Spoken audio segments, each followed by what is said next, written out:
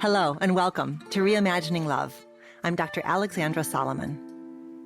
Relationships have the power to wound us and the power to heal us. As a clinical psychologist, author, and professor at Northwestern University, I've devoted my life to studying intimate partnerships and family dynamics. On Reimagining Love, I'm here to translate complex clinical topics into tools and takeaways that you can use in your relationships today. If you're ready to develop relational self-awareness and create vibrant and loving relationships with the people who matter most to you, you've come to the right place. I'm so glad that you're here.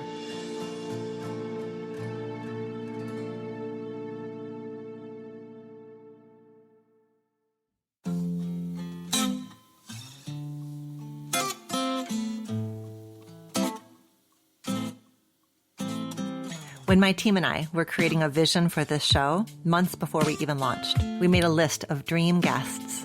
And today's guest was at the top of that list, for sure. You are in for a real treat. Dr. Amelia Nagoski is the award-winning author of the New York Times best-selling book, Come As You Are, the surprising new science that will transform your sex life. And she is the co-author with her sister Amelia of the New York Times bestseller, Burnout, The Secret to Unlocking the Stress Cycle. Dr. Emily earned an MS in counseling and a Ph.D. in health behavior, both from Indiana University, with clinical and research training at the Kinsey Institute. Now, she combines sex education and stress education to teach women to live with confidence and joy inside their bodies. If it's not obvious by now, I am a huge fan of Dr. Emily's work, and I have been for years. Her TED Talks are always integrated into my syllabi, and her books are on every resource page I prepare.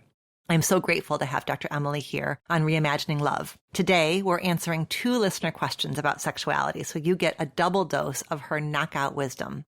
I hope you enjoy this conversation.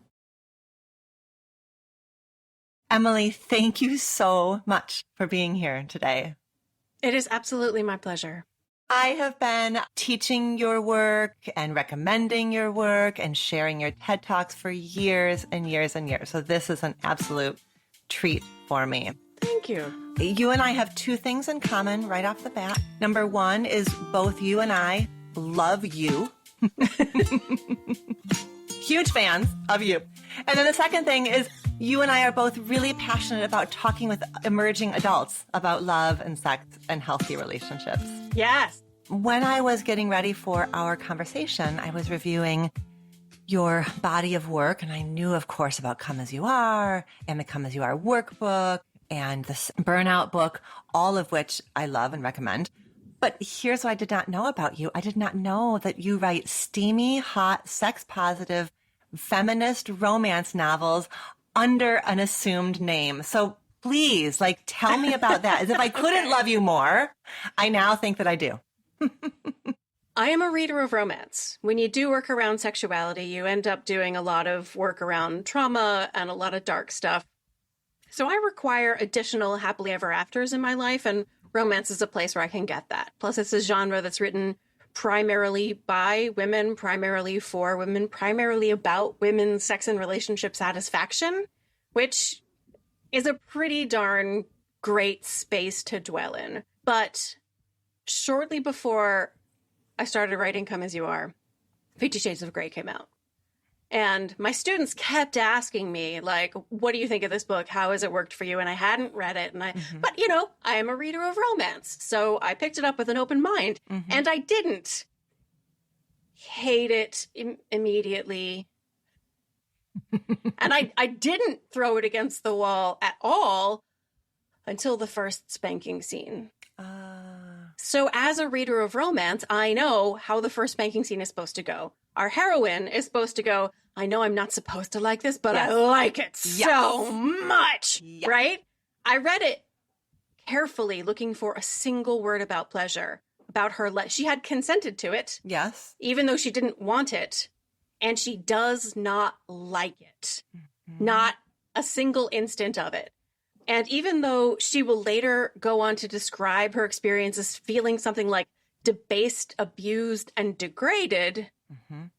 after the spanking, Christian Grey, the hero, puts his fingers in her vagina and says, "Feel this, Anastasia."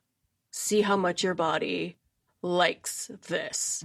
And I teach a whole class in my semester-long class, and there's a whole chapter on arousal non-concordance, which is the science that tells us that there's not necessarily a relationship between what your genitals are doing and what you want or like. Certainly not whether or not you like. Your genitals cannot consent to anything. The only thing genital response tells us is that something sex-related happened. And is it sex-related for your sex and relationship partner to touch your butt? Sure it is. So it's totally like a sex-related something or other happened. So it makes sense that her genitals will have responded even though she did not want or like what was happening. But here's the thing for me. Even though she feels debased, degraded, and abused, she believes him. Because he says, look, your genitals responded, therefore you wanted and liked this. And so many young women, like I'm a college health educator reading the story of a college student being gaslit. Yep. And I'm enraged. This is supposed to be a sex scene. And instead it is the beginnings of an emotionally abusive, manipulative relationship. So yeah, I threw that against the wall. And at the time I was writing a blog and I wrote 5 angry blog posts about how that, like, there's gotta be a way to write a feminist, sex positive, and not least medically accurate story of a college-age woman who's sexually inexperienced, experiencing her sexual awakening with an older, more experienced man. And my blog readers were like, money where your mouth is, Emily. And so I wrote it. It is a duology called How Not to Fall and How Not to Let Go. There's a big rock climbing metaphor. Love it. In it, and I wrote it under the name Emily Foster, just as a like brand distinction. Don't think you're getting sex education when you read the romance novels. It is just fun. You put your money where your mouth was. Emily, I want to ask you the question that we ask all of our guests on Reimagining Love. I want to know about a growing edge that you're currently working on in one of your important relationships and what it has been teaching you. So I'm at the beginning of writing the next book. So one of the stories about Come As You Are is, so writing a book is terrible. Like, it's just so stressful. Like, I'm really proud. I'm really glad that I did it. But man, it is hard work. And as I was writing Come As You Are, I was thinking about sex and writing about sex all day, every day. And because I was so stressed, I had like zero interest in actually having any sex. So like months at a time of nothing in my relationship. So my challenge is to write a book and stay well enough to be connected to my partner, who is the main reason I was able to write the book. Like, he kept the household together while I was writing the book. Then I went on book tour and traveled all over, and he was so 100% there for me and patient and understanding. And he's more important than the book. Yes.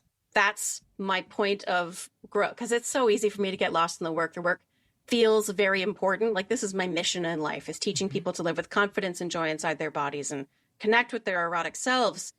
So it's easy to feel like the book is the most important thing. And so my growing edge to be like, no, my husband is the most important thing. And this book will only be written well if I'm writing it in a state where I feel connected with him. The book is about sex and long-term relationships, fortunately. So all I have to do is follow my own advice. There's something so validating about you even just sharing with us that when you were writing Come As You Are, a project as big as a book and as stressful as a book was hitting your brakes, which I think at some point we ought to talk about the dual accelerator model. And your brakes were locked, and that's so understandable. But I think it's also just so normalizing that it's easy for listeners or the audience to kind of have fantasies about, well, Emily has this all figured out. And so Emily probably doesn't ever struggle with her own sexuality and her own erotic connection with her partner. So there's something so validating about you sharing that, and also sharing that your intention as you go into this next book is to figure out how to keep one foot in the passion and the enthusiasm that you bring to this book, and one foot in the passion and enthusiasm that you bring to your marriage. Exactly. And I believe the two can go together really well. I've always been a very all or nothing sort of person. Like, you know, over the course of 20 years in school, I would just like bust my ass all through like a semester and then collapse in a heap at the end of it and recover. And I was also working a full-time job at the same time I was writing Come As You Are. And so like I would push really hard and it was like this giant project and I'd get to the end of the book and collapse in a heap. And I had not taken into it. I was like, when I finish the book, but I hadn't taken into account the collapse in a heap time, which is also not an amazing time for erotic connection. So I was like following my own advice. We set up a date night. On this day at this time, we're going to show up, put our bodies in the bed, let our skin touch each other's skin. And because of responsive desire, usually what should happen is you're like, oh, this is a good idea. This is good. And instead I would just cry and fall asleep. But here's the thing, that even though being a sex educator does not mean I don't ever experience difficulties and challenges, I totally do. What it does is help me not panic. And not worry that I am permanently broken. I understand that what's happening is that stress is hitting my brakes. And there's no amount of loving and being attracted to my partner, enjoying the sex that we have. There's no amount of that that could counterbalance how intensely my brakes were being hit. Okay, so some of these themes that we're working on are going to come up in our listener questions. So let's move into those. Because you are you and such a wealth of wisdom and such a gifted teacher, I couldn't limit us to one listener question as I usually do. So I pulled out 2 listener questions for us to tackle together. Are you ready to go there? Ready. Okay. So question number 1 comes to us from a listener in Mexico, and she uses she, her pronouns. And what she writes to us is this. Hello, I'm not currently in a relationship of any kind, but sometimes I struggle with enjoying sexual and physical intimacy as a mutual experience rather than performing for my male partner. I do, like every woman I know, queer or straight, have issues with body image, and I anticipate that this has something to do with my struggle. Any suggestions or resources in communicating this to my future partner and relearning how to experience sex and physical intimacy would be very appreciated. Thank you. So what stands out to you about this question? This is an extremely important question, and it's an extremely common question. Let me just do the dual control model real quick so people understand what the heck I'm talking about. So the mechanism in your brain that controls sexual response is called the dual control mechanism. Dual control meaning that there's 2 parts. One part is a sexual accelerator, which is like the gas pedal. It notices all the sex-related information, everything you see, hear, smell, touch, taste, or crucially, think, believe, or imagine that your brain codes as related to sex, and it sends the turn on signal that many of us are familiar with. So both of these are functioning at a low level all the time, including right now. Here we are talking about sex. So there's a tiny little bit of sex-related information. So you've got a tiny little bit of turn-on signal happening. But at the same time, your brakes are noticing all the very good reasons not to be turned on right now. Everything you see, hear, smell, touch, taste, or think, believe, or imagine that your brain codes as a potential threat. And it is a simple enough image to think of body image issues as your own body being something that you think, believe, or imagine is a threat.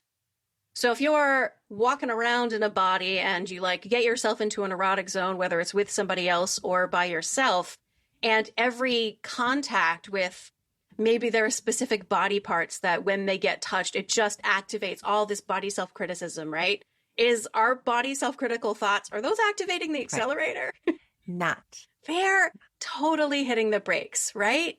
Yeah. So the intervention then becomes really clear. How do you fix this? You train your brain not to respond to those body self-critical thoughts with practice. There's a lot of different names for this kind of practice, but it's a gradual, you do sexy things by yourself. And every time you notice a body self-critical thought come into your head, you go, oh, hello, body self-critical thought. I'm going to go put you over on a shelf over there and not think about you. Right now, I'm just going to return my attention to the pleasurable sensations happening in my body. Oh, hello again, body self-critical thought. Again, I'm going to put you on the shelf and I'm going to return my attention to this pleasurable sensations happening in my body. This mindfulness practice of noticing what you're paying attention to and making a choice to pay attention to pleasure is one of the evidence-based interventions for training your brain not to react to those body self-critical thoughts. Another one is something I call the mirror exercise. This is adapted from the Body Project, which is an evidence-based intervention for preventing disordered eating in college women, where you stand in front of a mirror, as close to naked as you can cope with, and you write down everything you see that you like. And what happens in your head when you look at yourself naked is all that stuff you've been taught all your life you're supposed to be critical of. All those thoughts are going to come flooding in, and that's fine. Again, you're just going to set them on a shelf somewhere else. You can have those thoughts later if you want to. Feel free never to have them also. That's also a choice. So write down everything you see that you like. You know what? It might be your eyelashes. It might be your ankle bones. It might be your kneecaps. It might be your smile. It might be your spirit because you can see it in your eyes. Whatever you see that you like, you write it down. And then you do it again the next day and again the next day and again and again. And gradually you change the way you take off the lenses of the culturally constructed aspirational beauty ideal and instead see your body as the miracle that it actually is. It's an inoculation each day against what Amelia and I call the bikini industrial complex. And it might help college-age people in particular. Not all college-age people are politically progressive by any means, but if it helps to motivate a person to challenge these body self-critical thoughts, bear in mind that this cultural standard is sexist. It's deeply misogynist. It is white supremacist. It is classist. It is the ultimate expression of the white supremacist, cis, hetero, patriarchal, rapidly exploitative, late capitalist culture that we live in. Like the ultimate act of rebellion for a person in a female body or for a femme-identified person or a gender nonconforming person, the most radical act is to go ahead and love the crap out of your body exactly the way it is. It's beautiful. If you need to, right, like sort of supersize or like amplify like your own deservingness, I think it is helpful to like layer in that feminist consciousness, which is deeply, as you're laying it out, deeply intersectional. So it's a form of allyship and it's a form of subversion and it's a little quiet revolution that matters. All those little revolutions matter and they matter deeply. So I have a big, noisy, loud body that communicates very clearly with me. And my sister is alexithymic. Her internal experience is very quiet.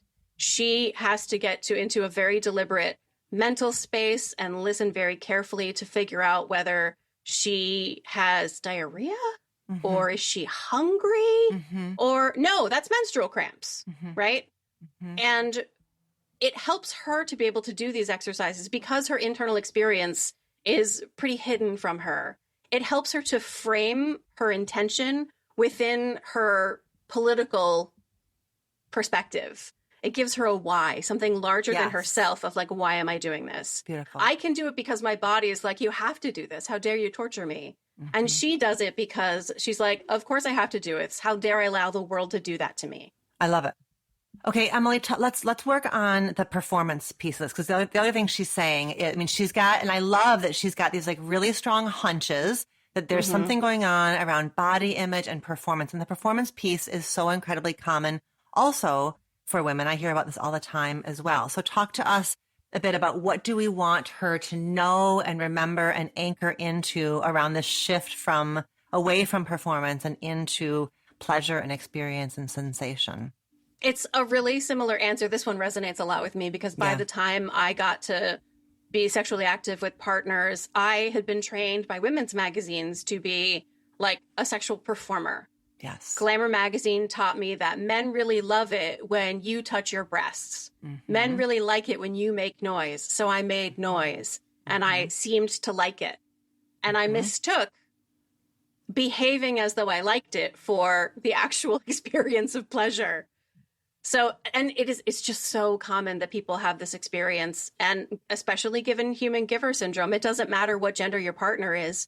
If you were raised with these scripts that say other people's pleasure matters more, your job is to perform pleasure for other people's delight, then of course you're performing. Of course. So I feel like the first step has to be recognizing that what you're doing is following the rules you were given. Such a good listener. You were a very good listener. Good girl, A+. Yep.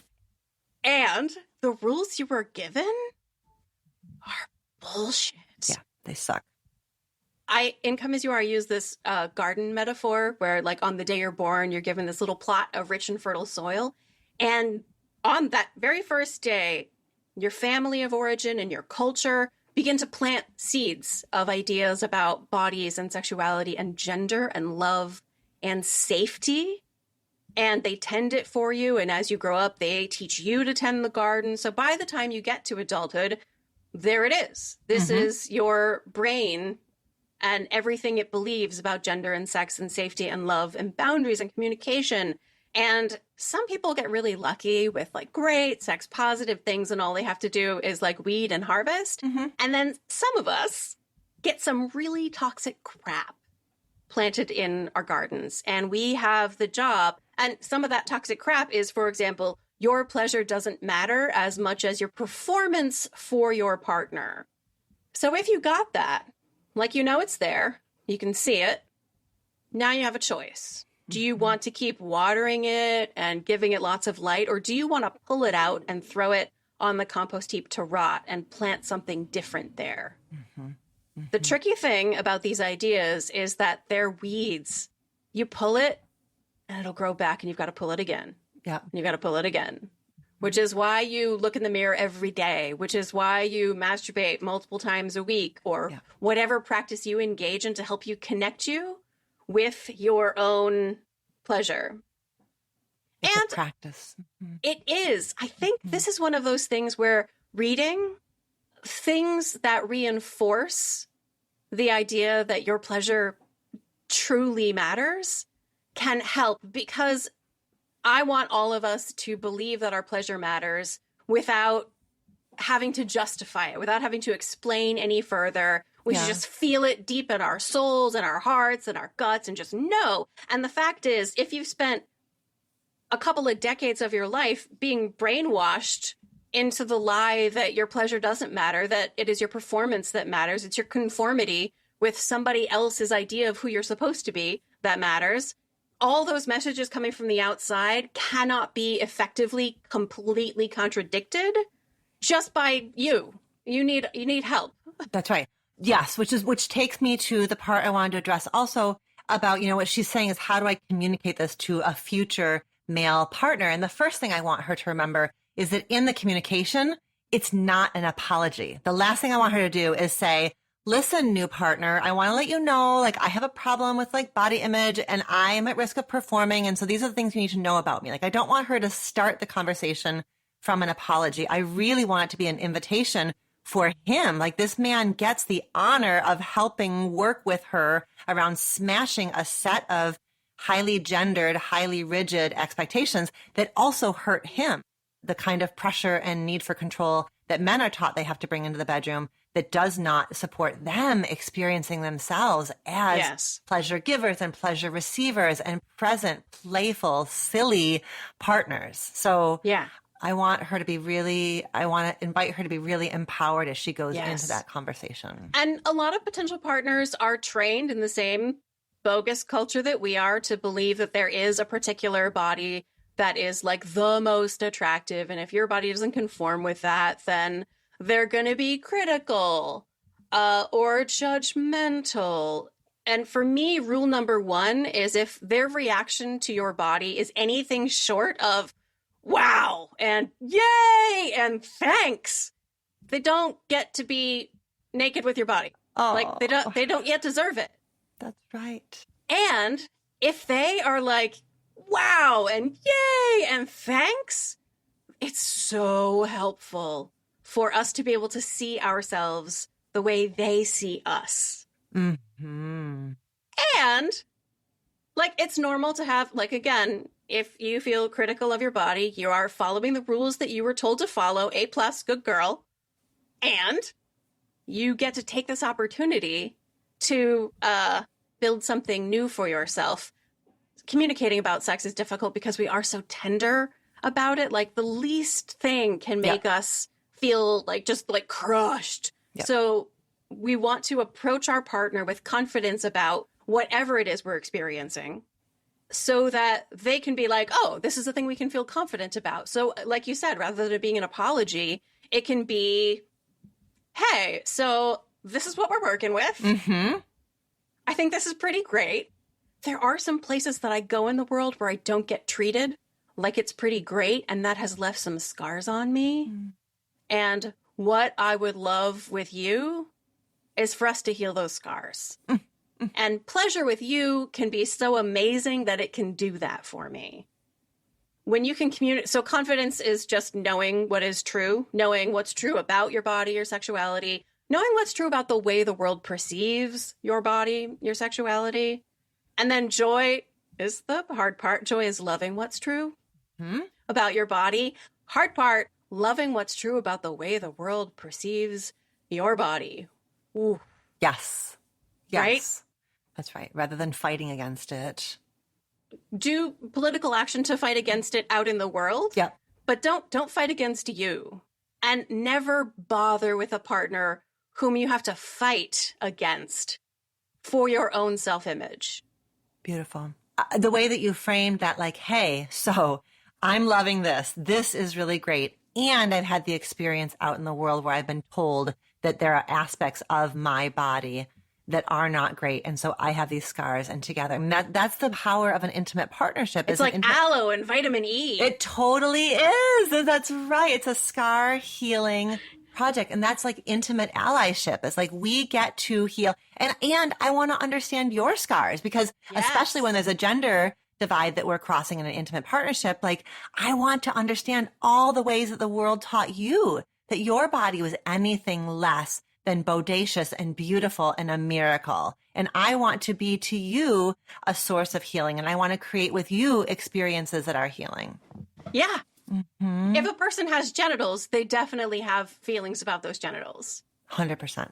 They may just have more layers of denial kind of papered over it, and difficulty, even more shame around even imagining putting into voice some of the gnarly thoughts and stories and feelings that they have about their genitals. Yep. Mm-hmm. I had lunch with a group of sex therapists, and they told me that they were experiencing sort of a wave of people with penises coming to individual sex therapy just to repair their relationship with their penis. Oh. Yep. Right?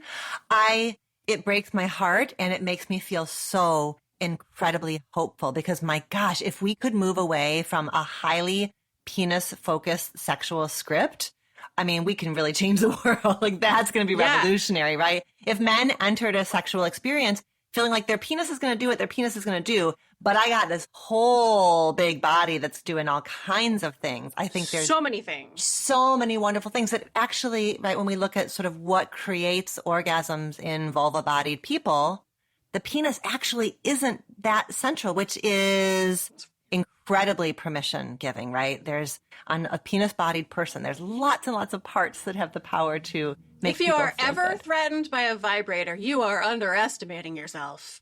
That's right. You got all kinds of settings that the vibrator doesn't much. Have. Yeah. I love that. Vibrator cannot look your partner in the eyes. That's right. It can't. It doesn't have big arms to hold a partner. Right. Yeah. Can't pin you down with hands and legs. That's right. That's right. So much possibility.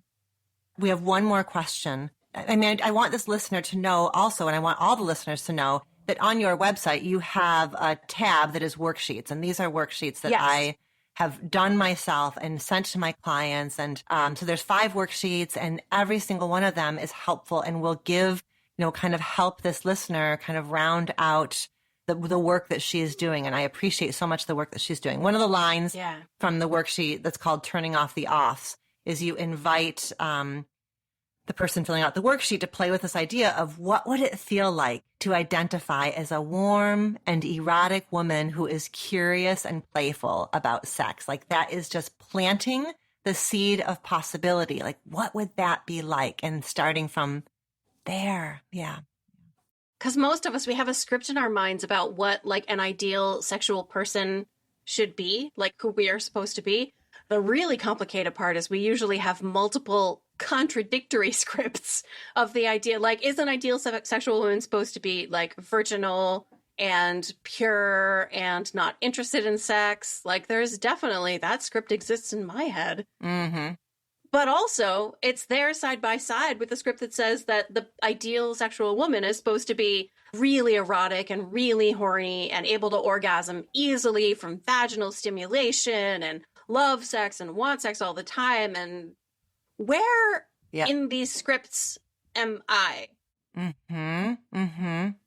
The reason those questions are there is to like write your own script. What would it be like if you were the sexual self that you can imagine could be real for you?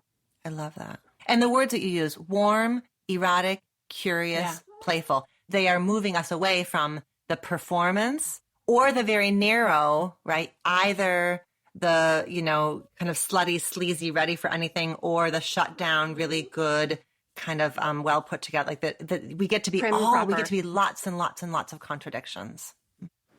Okay, let's do our last question. Ready to move on? Yeah. Question number 2 is from a listener in Orange County, California, who also uses she, her pronouns.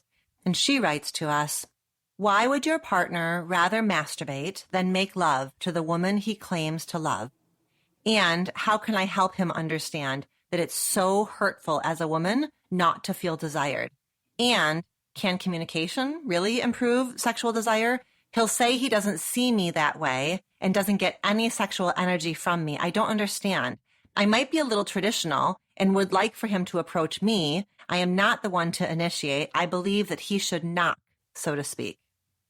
There's a lot happening in this question. First of all, it makes very good sense. It's a very common story that people, when they have like no interest in sex in their relationship, they'll find it very easy and interesting to masturbate by themselves, with or without porn, with or without any sort of like digital somebody else stimulation, because of that brakes and gas thing that I was talking about. So when there's another person involved, that can be like lots of stimulation to the gas pedal. Yep. But it sounds like in this situation, probably through an accumulation of time over and over, learning to associate the partner with things that hit the brakes, rejection, having performance expectations, being rejected, being expected to follow a script, feeling the demand of always having to be the one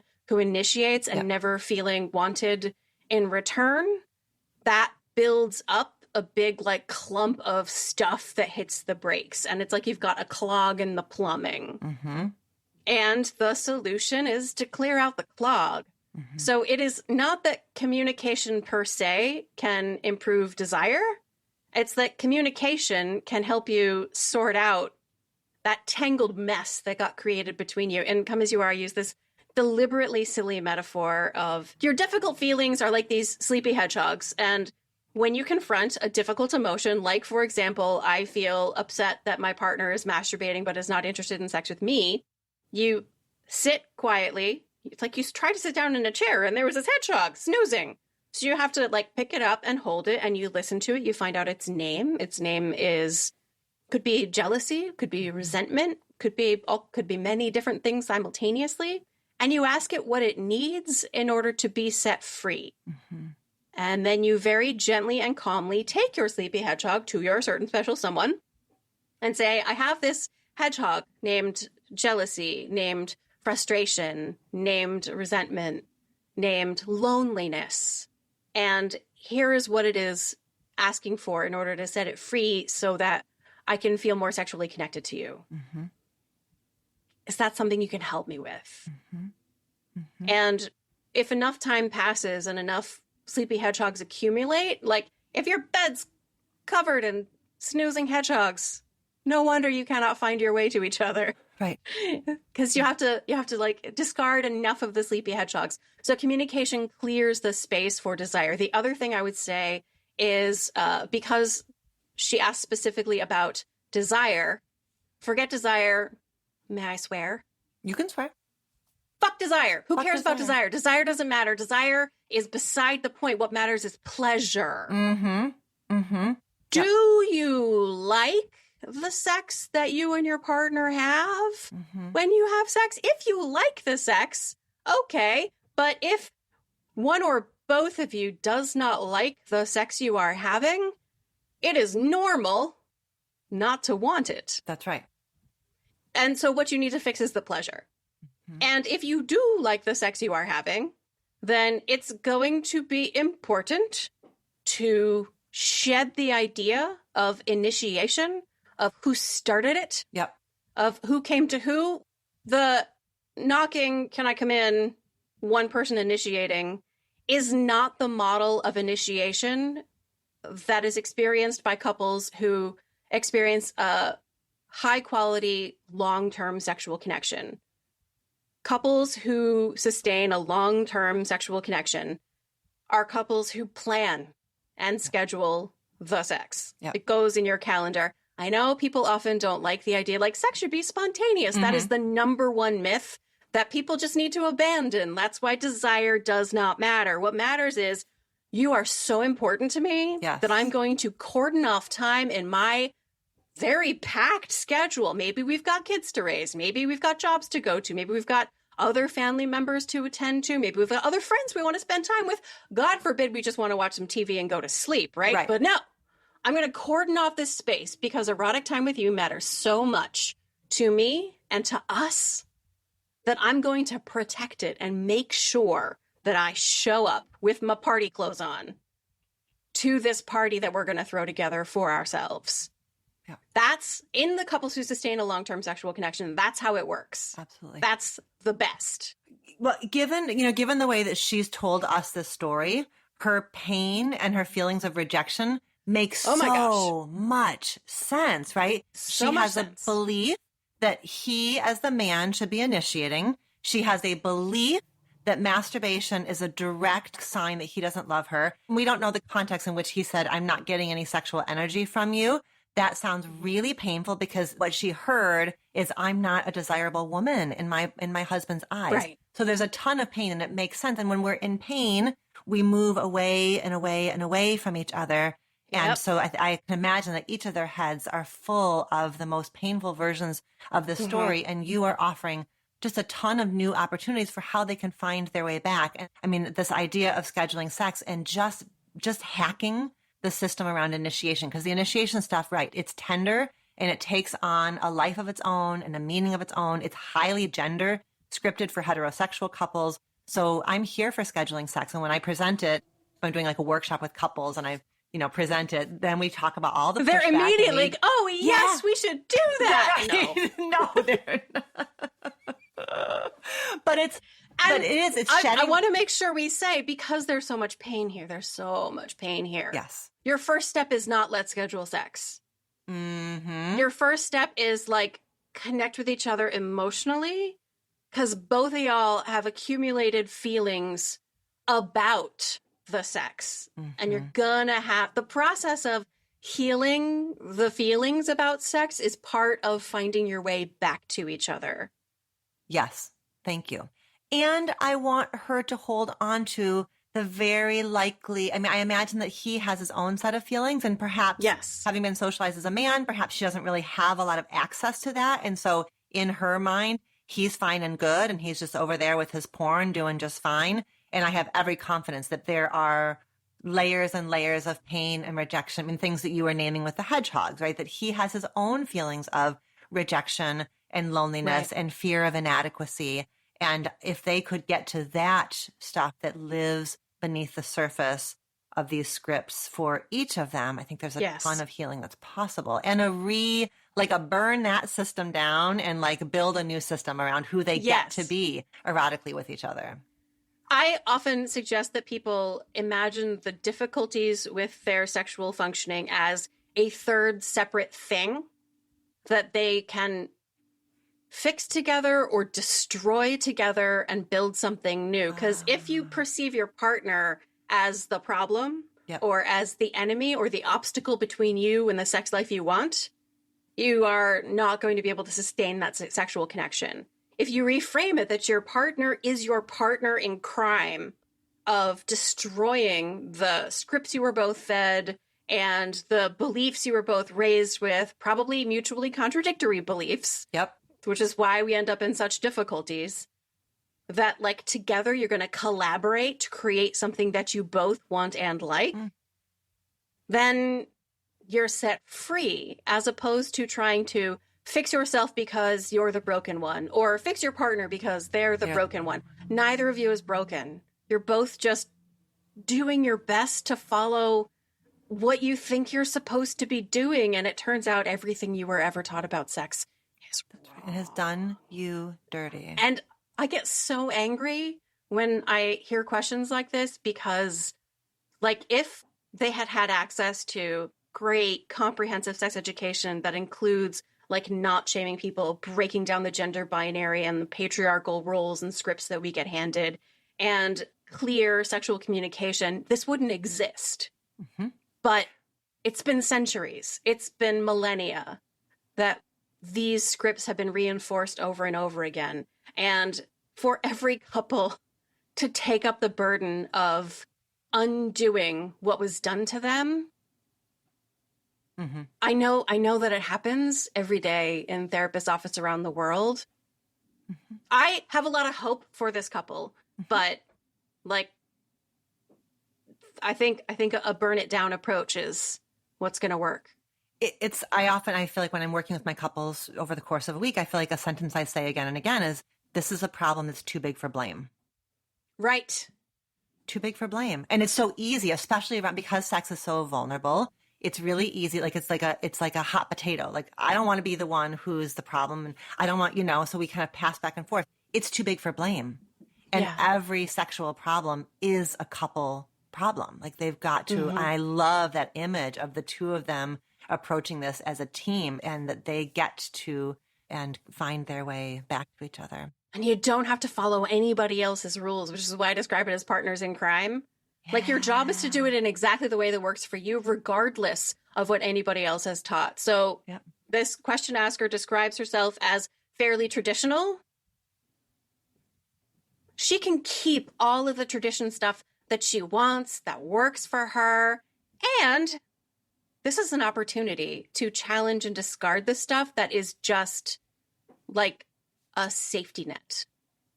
So if couples want to have decent sex, they can follow the rules. If they want to have really good, authentic sex, so get to know your personal sexual terrain, your own internal landscape, get to know your partner's sexual terrain and their internal landscape. And that's going to include, like, I am a fairly traditional person, I follow these rules.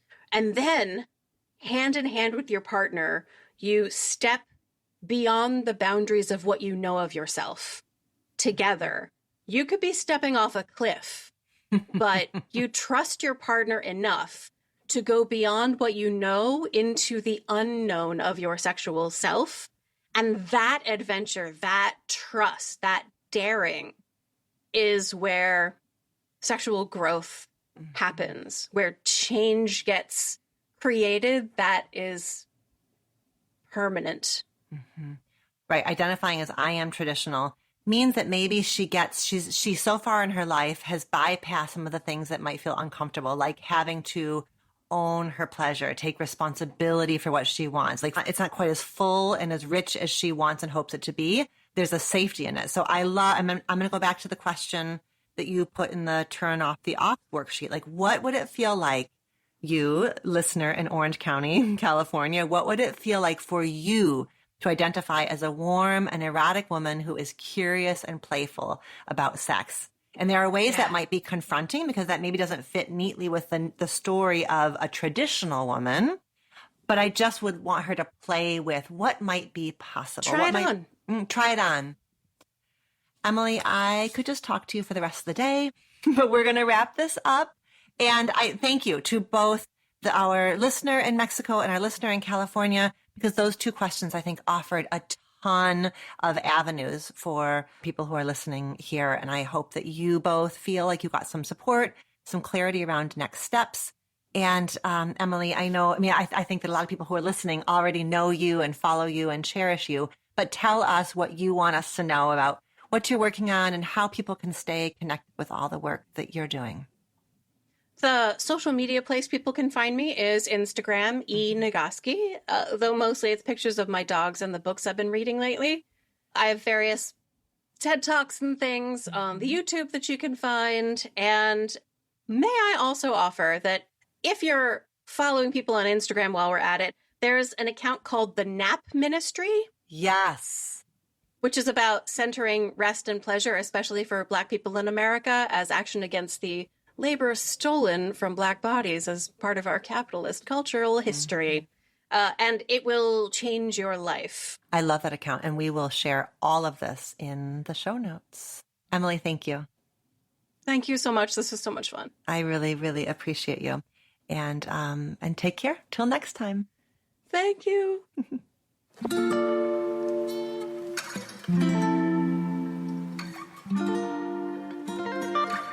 Thank you, Dr. Emily, for bringing your insights and your compassion to Reimagining Love. I'm excited for Dr. Emily's work to continue to challenge our ideas about sex, pleasure, and partnership. And I hope that you will grab copies of her books, Come As You Are and Burnout, which are linked in the show notes for this episode, so that you can learn even more from her. Thank you also to our listeners for submitting those vulnerable and brave questions, because they made this rich conversation possible. Until next time, take care. Thank you for listening to our show. Our producer is Elizabeth Vogt. Our editors are Mary Chan and Danelle Cloutier of Organized Sound Productions. Our theme music was composed by Slade Warnkin. Reimagining Love is executive produced by me, Dr. Alexandra Solomon. Do you have a relationship question that you want answered on the show? Visit reimagininglove.com to send in a written or audio question. Questions can be about intimate partnerships, family relationships, friendships, you name it. If you're looking for more love and relationship content, you can find me on Instagram at dr.alexandra.solomon or visit my website, dralexandrasolomon.com, where you'll find my blog as well as the Intimate Relationships 101 e-course based off of the popular class I teach at Northwestern University. Thank you for listening, and see you next week here on Reimagining Love.